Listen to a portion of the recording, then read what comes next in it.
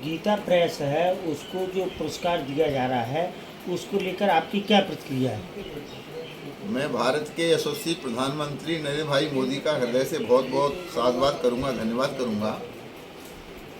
Gita press एक स्वयंसेवी ऐसी संस्था है जिसने भारत की संस्कृति के अनुरूप हिंदुस्तान भर के लोगों में संस्कार पैदा करने और हिंदुस्तान में लोकतंत्र जिंदा करने में गीता के माध्यम से, भागवत के माध्यम से, रामायण के माध्यम से, अन्य धार्मिक ग्रंथों के माध्यम से, जो G20 है उसका स्लोगन है ना, वसुधैव कुटुंबकम। तो ये गीता का आदर्श है, अयम निजः परोवेति गणना लघु चेतसाम उदार चरिता नाम तो वसुधैव कुटुंबकम।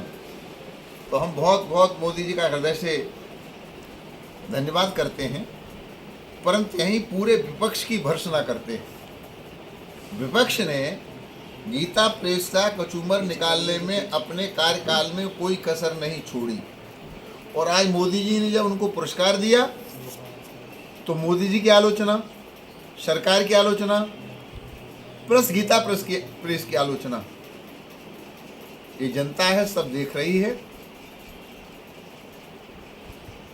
इस प्रकार का कृत्य विपक्ष का समाज स्वीकार नहीं कर सकता, और मेरे संज्ञान में लाया गया है। गीता प्रेस ने कहा है प्रशस्ति पत्र तो हम ले लेंगे। धनभाव से जूझता हुआ गीता प्रेस, उसके बाद गीता प्रेस कह रहा है कि नहीं, पैसा नहीं लेंगे हम। इसके लिए हम गीता प्रेस के लोगों का हृदय से प्रणाम करते हैं, धन्यवाद करते हैं, उनकी महानता का अभिनंदन करते हैं, और एक बार फिर विपक्ष की जो बहुत छोटी सोच है उसकी हम कट शब्दों में आलोचना करते हैं, भर्त्सना करते हैं। ठीक है भाई, आजकल एक फिल्म को लेकर बड़ा विवाद चल रहा है, तो उस फिल्म के आपकी पहली क्या प्रतिक्रिया है?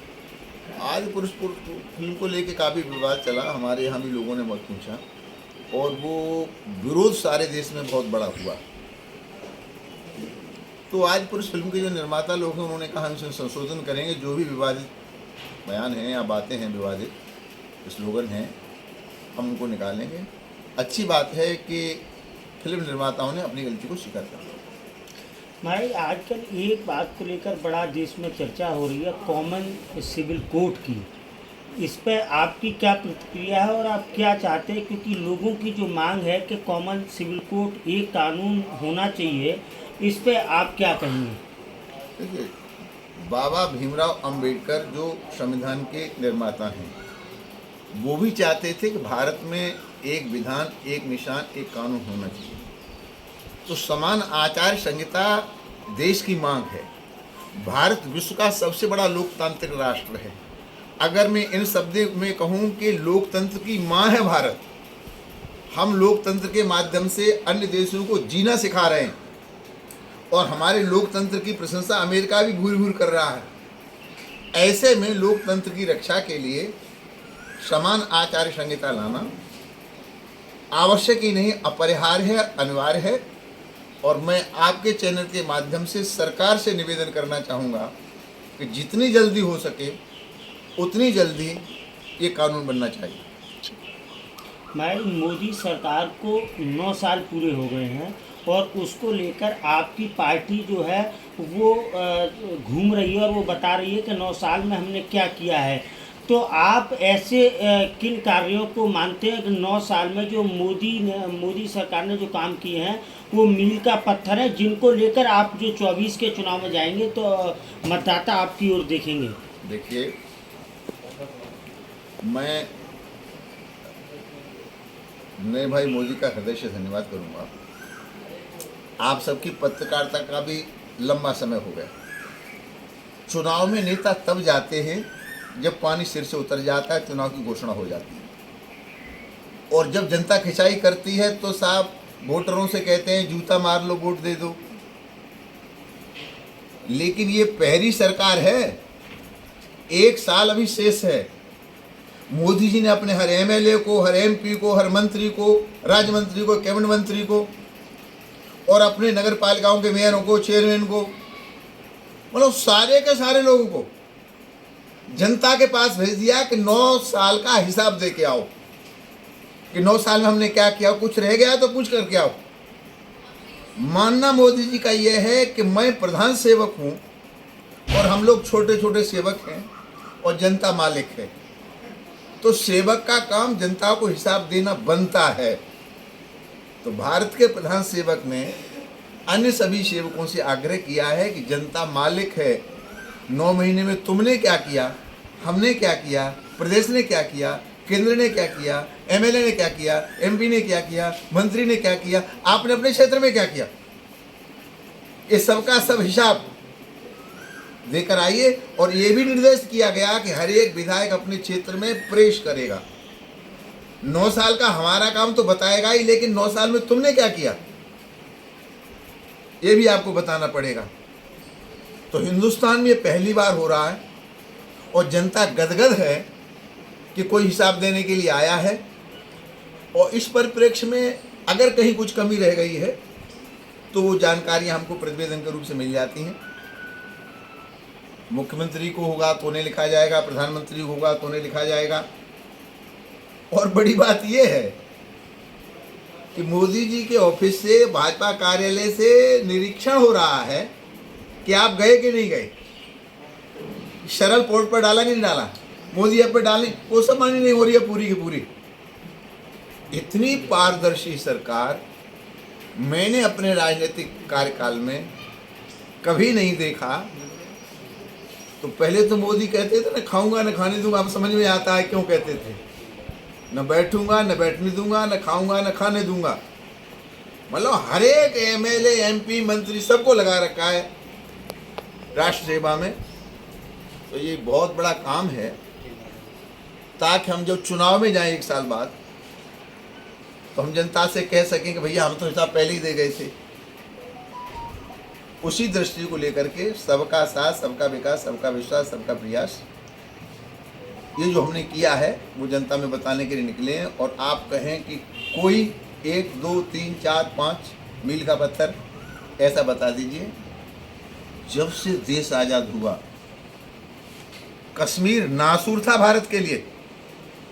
हमने डॉक्टर श्यामा प्रसाद मुखर्जी को खोया है कश्मीर में, और हम एक नारा ही लगाते थे, रहते थे, जिस धरती पर लाल गमाया वो कश्मीर हमारा है, जो कश्मीर हमारा है हमको प्राणों से प्यारा है।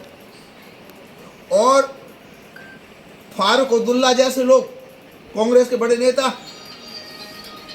वो कहते थे कि 10 बार भी मोदी प्रधानमंत्री बने तो धारा 370 नहीं हटा सकते। चुटकी में धारा 370, 35A, पाकिस्तान दुनिया से अलग थलग, जो कश्मीर मांग रहा था वो 2 किलो आटा मांगने लगा। क्या पूरा चुनाव जीतने के लिए इतना पर्याप्त नहीं है?